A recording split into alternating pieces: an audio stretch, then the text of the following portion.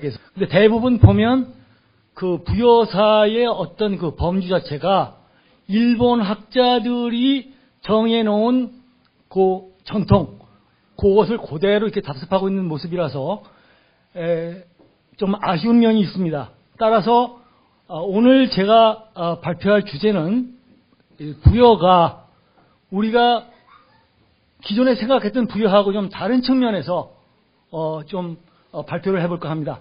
첫째 발표 들어가기 전에 여러분들이 주의를 환기시켜 주셔야 될 것은 뭐냐면 기본적으로 청동기 문명사하고 철기 문명사를 이해를 하셔야 됩니다. 그래서 그 부분에 대해서 제가 논의를 할 거고 그 다음에 그 본론으로 들어가서 부여와 관련된 가장 핵심적인 단어로부터 부여는 어디에서부터 시작이 됐고 어디에서 활동 영역을 구축을 했으며 어디서 소멸을 했다라는 것까지 좀 넓은 범위 안에서 말씀드리려고 합니다. 일반적인 그 만주설에서 좀 벗어나서 강의를 들으시다 보면 서방에서 이 터키라든가 고대 국가에서부터 연유된 거에 대한 그런 그 증빙 자료를 갖다가 제시를 하면서 말씀드리도록 하겠습니다. 응? 뭐지? 이건가요? 이거? 이거 누르면 넘어가고. 안 되는데?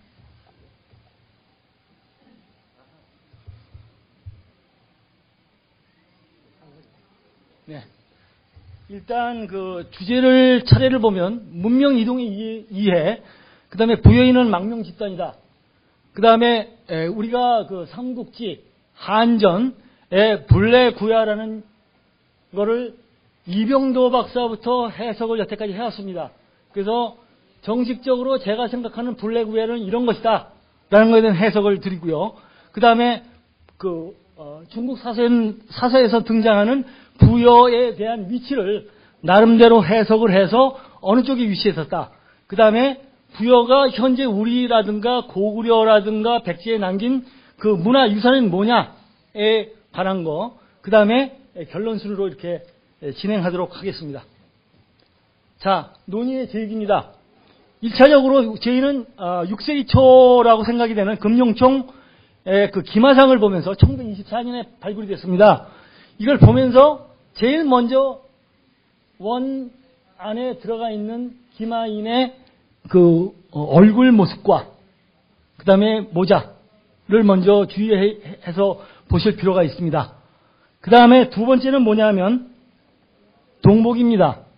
이것은 일반 사람들이 생각하기엔 그냥 뭐 밥 먹는 그릇 아니냐, 기마민족이 돌아다니면서 배고플 때 양이나 뭐 이런 걸 잡아서 끓여 먹는 도구 아니냐라고 생각하지만 일반적으로 알려진 학술적인 논문으로 보면 저거는 제천의식을 할 때 사용했던 그런 동으로 된 솥이죠. 그래서 그렇게 이해하시면 되겠습니다.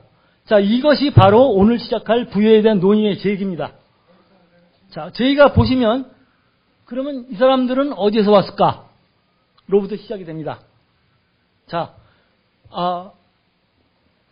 소위 말해서 한세에 보면은 장건이 서역 루트를 갖다 개척을 해서 실크로드가 시작이 됐다라고 얘기를 하지만 고고학 발달사를 보면 고고학으로 보면 일반적으로 스텝 지역을 통해 가지고 동서간의 문명이 전파됐다는 사실이 속속 발견되고 있습니다.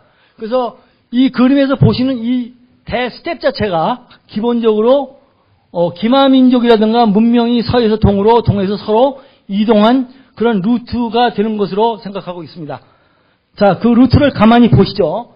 자, 맨 끝에 보시면 우크라이나, 즉 흑해 위쪽에 있는 우크라이나, 그 다음에 터키서부터 동쪽으로 카자흐스탄, 그 다음에 알타이, 그 다음에 신안링 산맥 해서 한반도 내지는 만주 쪽으로 들어오는 것으로 볼 수 있습니다. 그래서 이런 선상에서 이해를 하셔야 될 것으로 생각이 됩니다. 자, 청동기 문명 발달사를 간단히 말씀드리면 기본적으로 죄송합니다. 최초 청동기가 발생된 곳은 이란입니다. 그 다음에 터키고 그 그 다음에 메소포타미아 문명에서 먼저 청동기가 발전이 됐다, 생겨나서 발전이 됐다라는 그런 그 고고학적 보고서들이 엄청나게 많습니다. 그 다음에 이 청동기가 바로 이집트 중앙조 시대 때 BC 21세기에서 17세기 쭉 넘어와서 인더스까지 넘어오고, 그 다음에 이리드 문명, 황하 문명까지 넘어오는 걸로 되어 있습니다. 연대적으로 보시면요. 그 다음에 같은 시기보다 조금 이른 시기에는 내몽골 하가점 하층 문화, 즉 고조선 문화까지도 청동기가 이동이 됐다라는 걸 알 수 있겠습니다. 그 다음에 이 청동기, 고조선에 대한 청동기 문화는 어디서 시작이 됐느냐? 여러 고고학자들이라든가 문명사학자들이 얘기를 하는 거 보면 남시베리아 안드로보노 문화기에서 이후 알타이 쪽으로 넘어와서 카라스크 문화가 한반도까지 넘어온 것으로 그렇게 되어 있습니다. 그 다음에 마지막으로 홍산 우아량 쪽은 기본적으로는 좀 시기적으로는 한 30세기 정도로 지금 추정이 되는데, 형성된 청동기의 어떤 모습을 보면 이 서방 거보다는, 적어도 중앙아시아 거보다는 좀 발전된 상태가 낫다, 이렇게 판단하고 있습니다. 그래서 한반도의 요령 청동기는 오르도스, 또 바이칼 쪽에 있는 미누신스크, 아니면 스키트 청동기, 이쪽의 영향을 받고 그 문화 속에서 청동기가, 고조선 청동기가 발달이 됐다, 이렇게 보시면 되겠습니다. 자, 보시죠. 이것은 이제 그 안드로노보 문화가 가장 좀 청동기로서 많이 발전된 그런 그 문화권에 속하는데, 그거보다 가장 좀 이른 시기, 즉, 동하고 석하고 같이, 돌하고 청동하고 같이 섞인 부분이 아파나시보입니다. 그래서 이쪽이 바로 알타이하고도 연결이 됩니다. 그래서 처음에는 아파나시보에서 안드로노보로 청동기 문화가 옮겨지고, 그 다음에 미누신스크에서 고조선 쪽으로 넘어오거나 상나라 쪽으로 넘어오는 것으로 그렇게 되어 있습니다. 그 다음에 또 보시면 뭐 동쪽으로는 저렇게 갔지만 서쪽으로는 이란 쪽으로 가서 박트리아 마르기아나 아케올로지 고고학 유적 자료로 그렇게 이동이 되고요. 그 다음에 지금 나타나진 않았지만 그 밑에 보면 치자핑 제가편이라는 곳에서 청동기 문화의 유적들이 많이 발굴이 되는데, 고조선 시대하고 거의 비슷한 시대로 그렇게 지금 추정되고 있습니다. 자, 보시죠. 자, 그래서 요하 문명하고 황하 문명하고 집단, 그것을 발전시킨 집단은 어느 집단이 어떻게 통해서 왔느냐? 요하 문명 집단은 아슈르에서 흑해, 그 다음에 카스피해, 그 다음에 아파나시에보, 아까 말씀드렸던 그 알타이 쪽에 있는 아파나시에보, 그 다음에 알타이 남부, 그 다음에 고비 사막, 그 다음에 몽골 고원, 요하 평원, 이렇게 진입을 했다. 라고 지금 그 학자들 간의 의견이 좁혀지고 있고요.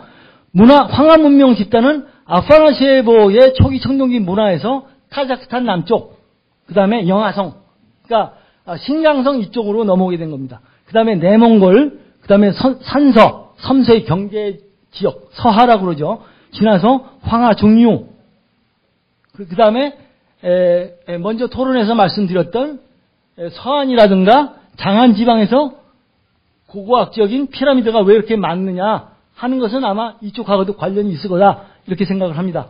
그 다음에 황하 중류에서 중어로 넘어옵니다. 그래서 이리드 문화라는 것이 나중에 이제 생기게 됩니다. 그래서 전체적으로 보면 요하 문명이 황하 문명보다 약 최소한 400년 이상의 역사를 먼저 갖고 있다. 먼저 발전이 된 거다라는 것을 말씀드리고 싶습니다. 자, 아까 말씀드렸던 청동기의 그 전파에서 박트리아 마르기아나라는 지역, 이 지역이 어떻게 보면 상당히 중요한 지역입니다. 왜냐하면 이 지역이 나중에 말씀드릴 월지 진국과 관련이 되고 부여하고 관련이 되는 곳입니다. 근데 우리가 여기서 참고해야 될 것은 뭐냐면 BC 2200년, 1700년 사이에 이미 우리가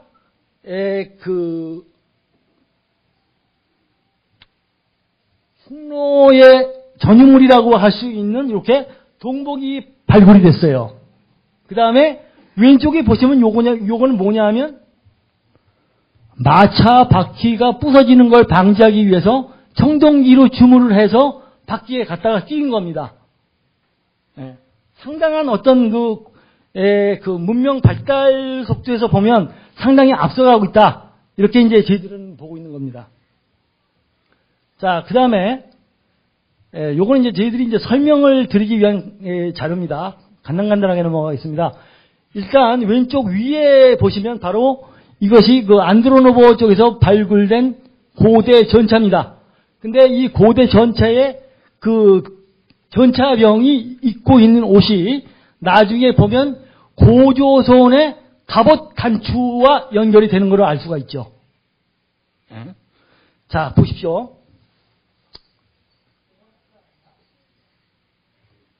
자, 이렇게 넘어갑니다. 자, 서방으로 넘어왔습니다. BC 1600년 시기에 벌써 오른쪽에 보시는 그런 그 상나라, 요새 하남이라든가 산동이라든가 이런 데서 발굴되는 고유물 자료들이 발굴이 되고 있습니다. 근데 왜 갑자기 BC 13세기에 중국에서 발굴이 되고 있느냐, 발견됐느냐 하는 것은 아까 말씀드린 대로 청동기가 이동하는 그런 쪽으로 생각을 모아보시면 될 것 같습니다. 그 다음에 아래쪽에 있는 그림은 뭐냐 하면 그 마차 혼자서 이렇게 혼자 갈 수 없지 않습니까? 분명히 마차를 모는 사람이 있을 것이고 마차를 개발한 사람이 있을 것이고 발명한 사람이 있는데 그런 선진 문명인들이 이동한 그런 역사를 나타내는 겁니다. 그래서 마찬가지로 안드로노보 쪽에 있는 요 지역에서 바로 사람들이 동북으로 진출하고 서남으로 진출했습니다. 그래서 동북으로 진출한 사람들은 요하 문명의 주인공이 되는 것이고요. 서남으로 진출한 사람들은 아까 말씀드린 대로 황하 문명, 제가평 문명의 주인공으로 되는 것이라고 그렇게 볼 수 있습니다. 근데 중요한 건 무엇이냐? 여기서 보시면 이 주인공들이 오른쪽에 이 그림과 마찬가지로 여기 지금 신강성 그림입니다. 여기서 나타난 고인골들을 발굴을 해서 DNA를 검사를 해보니까 이 사람들 빨간 표시가 되어 있는 부분들은 바로 프로토코카션, 그러니까 서양인들입니다. 백인들. 그 다음에 노란색으로 되어 있는 것이 몽골로이드. 그 다음에 하늘색으로 되어 있는 것이 메디테리안, 지중해인들입니다. 색깔 좀 까뭇까뭇하고 머리가 뽀글뽀글한 사람들, 그런 사람들이고요. 그 다음에 보라색은 페르가나인데 전반적으로 위치 상태로 보면 동쪽으로 오면서 서쪽보다는 동쪽으로 진출하면서 몽골로이드의 핏줄이 섞여 있는 걸 우리가 볼 수 있다. 근데 이 시기는 기원전 벌써 18세기 이전서부터 기원 후 2세기까지의 유적 발굴된 DNA 분포도입니다. 따라서 4000년 전서부터 이미 그 코카셔스라든가 유로포이드들이 동쪽으로 이동을 했다는 증거가 되겠고요. 그 다음에 거기에 맞서 살고 있던 사람들인 몽골로이드라고 같이 혼혈이 이루어졌다. 이렇게 보시면 되겠습니다. 자, 동남 진출했습니다. 그래서 이리도 앙소인과 신라인, 이 그림을 보시면 아마 놀라실 겁니다. 이리도 문화, 하남성에서 나온 황하 문화의 주인공 소상입니다. 이거 5000년, 6000년 된 겁니다. 그 다음에 황성동, 경주 용광동에서 나온 우리가 소위 말하는 신라 고분이라는 데서 발굴된 털보들하고 똑같습니다. 인종적으로. 그렇다 그러면 이 얘기는 무슨 얘기냐? 시간을 지나가지고 유로피안들이라기보다는 적어도 인도 유로피안들이 동진을 했다는 얘기죠. 그래서 우리가 얘기할 때 그 신라 사람들이 흉노의 뭐 후손 아니냐, 그 다음에 스키타의 후손 아니냐라고 얘기했는데 둘 다 맞습니다. 시기적으로 보면 시기적으로 보면 하대에서 보면 스키타이, 흉노고 그 위쪽으로 보면 스키타이입니다. 그래서 스키타이하고 흉노하고 민족적이도 아주 세부적인 차이는 있지만 기본적으로 문화적인 차이, 습속적인 차이에서는 차이가 거의 없다. 왜? 세미 노매드입니다. 반유목을 했기 때문에 우리가 그렇게 알고 있습니다. 그래서 이런 세미 노마드인들이 평야지대에 오고 물과 만나면 바로 농경인이 되는 것이죠. 예. 그래서 그런 것을 보시면 되겠고요. 요 부분이 이제 제가 보는 그 한 줄로서 뭔가 찝어내야 되겠다라는 거를 사실은 아이디어를 얻은 것 포인트인데, 삼국지 위서의 부여전에 보시면 이런 말이 나와 있습니다. 부여인은 망명집단이다. 부여국의 기로들이 스스로 자설하길 옛날에 망명집단이었었다. 망명했었다. 어디서 망명했냐? 망명한 것을 찾아가는 이제 여정을 시작합니다. 그래서 아래에 나오는 것도 마찬가지로 위략인데, 그 위략은 소위 말해서 부여전에 나와 있는 얘기와 한전에 나와 있는 얘기가 거의 비슷비슷함을 나중에 아마 느끼시게 될 겁니다. 그래서 위략의 내용을 따서 똑같은 그런 얘기들 하는데, 뭐 예왕시인도 나오고, 나중에 부여에 관한 삼국지의 그 내용을 보면 무슨 얘기가 있냐면, 부여왕이 죽었을 때 한 나라에서 항상 옥으로 만든 관을 부여왕을 죽기 전에 이미 갖다 바쳤다는 거예요. 그러면 그 옥갑이라는 거는 이제 나중에 제가 시간 나면 이제 발표를 뭐 들을 기회가 있을지 모르겠습니다만, 상당한 정치적인 종속관계라든가 정치적인 밀월관계 아니면 그런 정치적인 행위가 일어날 수가 없다고 생각이 되는 것이죠. 자, 보십시오. 그 다음에 부여 상대 사람들은 도대체 어떤 언어를 썼는가 하는 거를 보기로 하겠습니다. 일단 논문 자체가 엄청난 여러 논문을 제가 봤습니다. 근데 보면 한국 고대어 연구의 종합판으로 본다면 터키어다. 한마디로 요약할 수가 있습니다. 그래서 지금 한국인으로서 한국어를 쓰는 이 어원 중에 터키어가 상당히 많이 포진되어 있다. 그러면 우리가 터키로 가서 터키어를 배웠는지, 아니면 터키에 있었던 사람, 서방에 있던 사람들이 와서 터키어를 가르치고 그 사람들이 언어를 전파했는지 관한 거는 우리가 생각을 안 해도 뻔히 아는 것이죠. 예. 뭐 지금처럼 뭐 비행기 타고 미국 가가지고 영어 배우고 오고 그렇지 않았습니까? 옛날에는. 그런 거를 생각해 보시면 될 것 같습니다. 그러다 보니까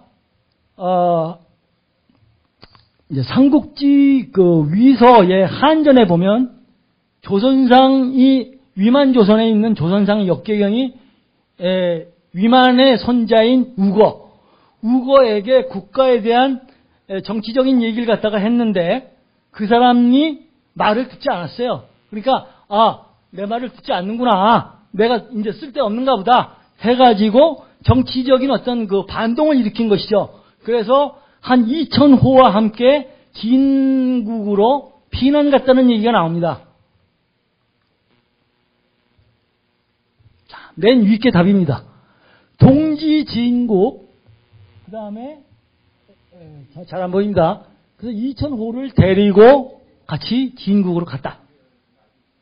그러면 속된 말로 뭔가 토킹 어바웃가 될 수 있는 사람들끼리 서로 모여야지 이게 망명이고 뭐고 이루어지는 것이지, 토킹 어바웃가 안 되는데 나는 소련말하고 막말로 얘기해서 나는 소련말하고 저 사람 베트남 말을 하고 앉아있는 그런 이질적인 집단에서 망명이 2,000호씩이나 가능했을까 하는 것도 논리적으로 우리가 생각을 해봐야 되겠다라는 것입니다. 자, 그러다 보니까 이제 여기에 준왕에 대한 얘기도 나오고, 그 다음에 그 위만과 관련된 얘기까지 나옵니다. 그래서 조선상이 와서 살러, 왔는데 그 이후로는 그 위만하고 이 정치적인 어떤 그 교류를 하는 나라들하고는 서로 통하지 않았다. 그 다음에 그 준왕의 후예들은 절멸했다. 그래서 그 후예들이 준왕을 위해서 제사를 지낸다. 이제 이런 내용들입니다. 자, 그러면 아까 제가 먼저 말씀드렸지만 분명히 우리나라 고대어부터 지금 현대어까지 한국어에 포함된 언어의 시드는 바로 터키계어라고 분명히 말씀드렸습니다. 그거는 제 혼자의 주장이 아니라 모든 언어학자들, 특히 그것을 전공한 학자들의 얘기이기 때문에 저는 수긍할 수밖에 없겠죠. 자, 이런 내용에서 본다면 우리가 소위 말해서 한 단고기 안에 속해 있다는 단기고사, 그래서 단기고사 내용은 한 단고기가 위서기 때문에 단기고사 내용도 위서다. 이제 이런 논리죠. 그러나 저는 거기에 수긍할 수 없습니다. 왜? 내용 자체의 앞뒤 문맥을 보고 전후 사정을 봐서 그 문맥 자체가 합리적이다 그러면 그건 진서입니다. 단지 출판 연도가 어떻게 되고 이래가지고 그것이 진사다 위서다 가리키는 것은 그거는 학자의 본분이 아니에요. 자, 그런 면에서 보신다면 단기고사에서 뭐라고 얘기했느냐. 이 대아발이라는 사람은 대조용의 동생입니다. 발해국 진왕, 초대 진왕의 동생입니다.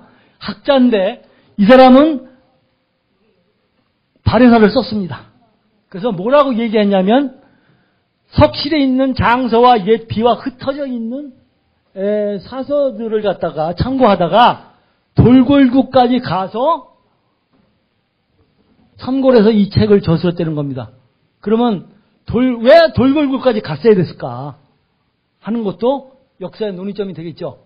그래서 처음에 말씀드렸던 터키계 어하고 이것하고 서로 연결시켜 보시면서 보시면 되겠습니다. 자, 그래서 이거는 이제 단기고사 서문인데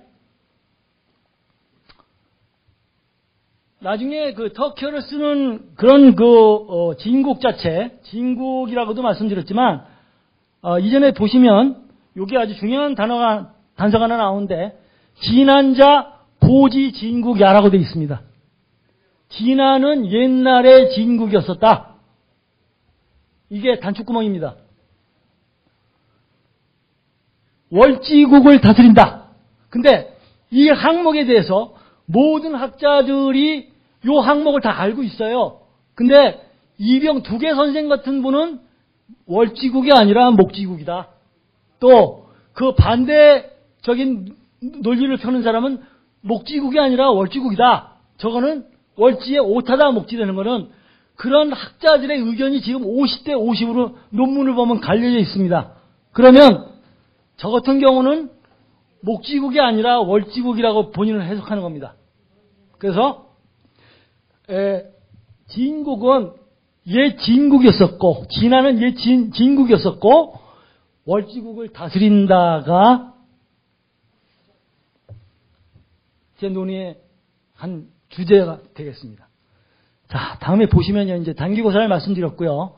그 다음에 삼국지 오한산비 동의전 여기에 보면 파란 줄로 한 것 중에서 이제 말씀드리겠습니다. 진왕치 월지국 그 다음에 다음께 학계의 화두입니다. 그래서 신지 혹 가우호 신운 견지보 해서 쭉 나가는 요 따옴표까지 죄송합니다. 따옴표까지 온 요 문장 가지고 말들이 많아요. 근데 요거를 처음에 해석한 사람들은 신지 혹 가우호를 갖다가 어떻게 해석을 했냐면 신지 혹은 가우 배우해서 라고 해석을 했는가 하면 또 여러 방면으로 해석한 사람이 있어요. 왜냐하면 한문 자체가 띄어 있기에 좀 어려운 게 있습니다. 그래서 요것을 이병도 선생서부터 여태까지 요거 가지고 왈가왈부 하는데 실제적으로 제가 봤을 때는 요렇게 끊어지는 게 맞다. 결국은 뭐냐? 신지 혹 가우호 신은 견지 신은국의 견지 그 다음에 보안야국의 축지 그 다음에 분신의 리아 분신국의 리아라는 얘기입니다. 그 다음에 불의구야 진지렴 지호 불의구야국의 진지렴이라는 사람이라고 진지렴이라고 부른다. 이렇게 저는 해석합니다. 따라서 여기에 나온 불의구야를 어떤 식으로 해석을 해야 되느냐. 한전에 분명히 나와 있고 부여는 망명이라고 되어 있는데 거꾸로 역으로 추적을 해보니까 고진국의 추정 위치가 제 개인적인 의견이고 이거는 학계에 발표된 적도 없고 했기 때문에 제가 최초로 발표하는 사람 중에 하나라고 봅니다. 따라서 리퍼런스 할 수 있는 논문 없습니다. 자, 보시죠. 프리기아, 브레구야, 그 다음에 블리지라고도 해석을 했습니다. 그 다음에 옆에 있는 카파도키아. 여러분들 카파도키아 그냥 털레 많이 가시죠? 자, 여행 많이 가시는데, 자, 폰투스오. 제 나름대로 해석입니다. 중국에 대한 논문을 찾아봐도 이거를 해석한 사람들이 없어요. 제가 지금 발견하기에는. 그 다음에 카파도키아, 가독. 탱그리가 여기서 나왔다고 저는 생각을 해요. 그 다음에 리카오니아, 가우다. 이렇게 생각을 하고요. 자, 여기는 바로 어디냐면 바로 흑해와 지중해가 살려 있는 터키입니다. 자, 그 브리기아에서 온 사람들이 어디까지 왔는지 모르겠지만 일단 부여 철기를 갖고 왔습니다. 부여는 철기를 가지고 동진을 한 것입니다. 그래서 여기 보시는 여기 그 그림을 보시면 여기에 양머리 아니면 말머리가 있는데 여기에 축약이 돼서 이렇게 안테나형으로 바뀐 겁니다. 세월이 지나가서. 그래서 청동기가 먼저고 철기가 나중인데 이런 식으로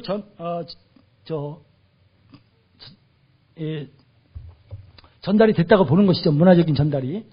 그 다음에 철기 문명의 동진을 보면 일단 스키타이가 왜 동진했느냐. 기본적으로는 BC 20세기경에 기온의 하강과 사막화가 일어났습니다. 그래서 반농하던 사람, 반농 유목하던 사람들이 먹고 살 게 없어졌어요. 그래서 나온 겁니다.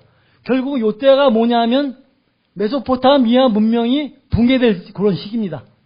그래서 붕괴된 메소포타미아의 그 고도로 발달된 사람들이 어딜 가든지 정착을 위해서 떠나야만 했어요. 예. 그래서 하다 보니까 나중에 스키타이 일부가 카스피에, 그 다음에 후안으로 이동을 했고요. 스키타이 카프카스 지역에 있던 킴메르를 공격해가지고 킴메르를 쫓아내버려요. 그러더니 킴메르가 그 다음에 갈 데가 없으니까 어디 갔느냐? 바로 프리기아로 갔어요. 근데 프리기아는 어떤 나라냐? 블리지아라고 하는 나라는 어떤 나라냐? 바로 아나톨리아 지방, 터키 지방에서 스키타이 히타이트의 철기 문명을 받아서 그것으로 강국을 이루던 그런 나라였습니다. 근데 그 나라가 나중에 어떻게 됐느냐? 690년에 고르디온 쪽으로 들어온 킴메르에 의해서 풍비박산이 났습니다. 그래서 제가 추정하기에는 이 사람들이 동진을 했다. 이렇게 이제 추정하는 것입니다. 자, 그 다음 그림을 보시면요. 프리기아는 어떤 나라냐? 이런 나라입니다. 이란계 최초로 설립된 나라로서 인도 유로피안이고, 그 다음에 미타니국을 설립을 했다고 얘기를 합니다. 저기 우리 배화교라고 잘 알고 계시죠? 그 다음에 아시리한테 망했고요. 그 다음에 BC 690년에 킴메르한테 당해서 탈출을 한 것으로 추정을 합니다. 그 다음에 546년에 또 리디아한테 또 당했어요. 그래서 리디아한테 망하고 난 다음에 회복을 못한다고 기록이 되어 있습니다. 그래서 보면은 이런 추정로로 가지 않았겠느냐. 이렇게 추정을 했습니다. 그래서 카자흐스탄 방면해서 바로 알타이, 그 다음에 이 북쪽으로 이동을 하지 않았느냐. 이제 그렇게 추정을 하는 것이죠. 자, 근데 이 고르디온에서 미다스 왕의 쿠르간을 갖다가 발굴을 했는데 보니까 우리가 알고 있는 휴그노의 전유물들이 나왔습니다. 이 미다스 왕의 쿠르간은 5300년 전 사람입니다. 미다스 왕은. 근데 벌써 이전에 이런 동복과 유물들, 적석 목곽분이 나왔다는 것이죠. 상당한 의미가 있는 겁니다. 어떻게 보면. 그래서 제가 보는 개인적인 견지에서는 미다스 왕이 소위 말해서 스키타이 아니면 흉노의 시조일 수도 있다. 이렇게 보는 겁니다. 자, 그 다음에 한참 지나서 BC 4세기에서 3세기경에 여기 이제 그 아키셰프 교수가 1966년에 발굴한 이 소위 말해서 새인간이라고 우리가 얘기하는데 이시쿠르간에서 뭐가 발굴이 됐냐면 이런 은경이 발굴이 됐어요. 근데 이 글자를 해석을 못했습니다. 해독을 못했습니다. 그래서 이 해독을 할 사람을 찾다가 보니까 고대 터키어 9개어를 갖다가 해독할 수 있는 미짐 칼산이라는 사람이 해독을 했습니다. 네, 해독한 걸 보면 무슨 얘기냐? 이렇게 현대 터키어로 해독을 했고 이 죽은 사람은 왕자인데 발굴 당시의 유고를 보면 머리 두피가 벗겨져 있었어요. 그 머리 두피를 벗기는 거는 바로 흉노의 전형적인 방법이거든요. 그래서 그런 내용은 뭐냐면 왕자님이시여 하늘나라로 편히 가시옵소서 이런 내용이라고 그래요. 그래서 요건 이제 터키어를 전공하는 분들한테 지금 제가 이제 번역한 거 있는데 여기는 지금 쉽지 않았습니다. 그래서 4세기까지만 해도 벌써 이런 그 터키시된 문화 자체가 쿠르간 쪽에 알타이 쪽에 벌써 와 있었다라는 거는 고고학적으로 지금 이제 발견이 되는 것이죠. 뭐가 틀립니까? 신라하고 쿠르간하고. 자, 당나귀귀 설화도 똑같습니다. 미다스 왕이 당나귀귀 이발사한테 들켰죠. 근데 우리나라의 그 신라 48대 경문왕 같은 경우는 스님하고 관련이 있죠. 지금. 그래서 도림사에서 그런 얘기를 했다는 겁니다. 우리 임금진기는 당나귀 얘기가 이렇게 나왔다는 것이죠. 자, 그 다음에 1, 2차 사례를 보시면 삼국사기의 그 북부여기를 보면 고기에 이제 쭉 이렇게 나왔다고 얘기를 했고요. 고구려 본기에도 나왔고, 근데 2차 사료도 아닌 일반적인 사료를 보면 색불로 당군 때 이런 얘기들이 나왔습니다. 우연왕, 이 부여라는 말이 여기서 처음 나오는데 이 색하고 부여하고 관련이 있다고 보여지는 것이죠. 왜냐하면 이 색은 적어도 터키시 계통에서 색족 혹은 토카리아인이라고 하는 일단의 문명 집단입니다. 그래서 토카리아어라는 것도 남겼지만 기본적으로 그 언어 자체가 지금은 이제 쓰이지 않게 됐죠. 그래서 부여 기록을 최초적으로 보면 무슨 얘기가 나오냐면 화식열전에 연북민 오한 부여라고 돼 있어요. 연나라 북쪽에 오한하고 부여가 있다. 이렇게 정의를 내렸습니다. 그러면 연나라라는 나라는 기본적으로 춘추전국 시대에 BC 441년에서 BC 221년인가 그 진시황한테 멸망을 하게 됩니다. 그렇다 그러면 연대적으로 소급한다 그러면 부여하고 연나라는 같은 시기에 활동한 나라이기 때문에 우리 사학에서 얘기하는 BC 2세기보다는 적어도 2세기 더 올라갈 수 있다. 개인적으로 그렇게 주장하는 겁니다. 자, 그 다음에 요건이 장문입니다만은 연나라 북쪽에 똑같은 말씀이시죠. 그래서 이 사람들이 동으로는 예매 교선 진번의 이익을 얽어매고 있다. 도대체 무슨 뜻이냐? 여기서 보면 핵심이 바로 여기입니다. 발해하고 갈석 지간에 연나라가 있다는 겁니다. 연나라 북쪽에는 부여가 있었고 나중에 부여의 남쪽에는 고구려가 있었다는 얘기인데 이거를 해석을 해보도록 하겠습니다. 관자에도 발조선이라는 얘기가 나오고요. 관자는 일반적으로 우리가 나중에 사설을 BC 2세기에 내용적으로 고쳤기 때문에 BC 2세기로 보지만 기본적으로 제환공의 얘기가 나오기 때문에 BC 6세기 내지 7세기의 사건들로 정치적인 사건들로 우리가 믿는 것이죠. 거기서 발조선이 나왔다는 얘기는 발과 조선, 결국은 발은 부여의 별칭입니다.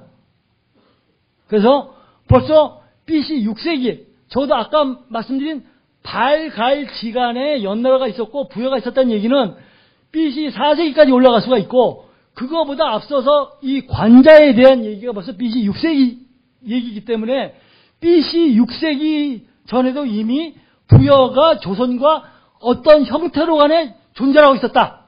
저는 이렇게 생각을 하는 겁니다.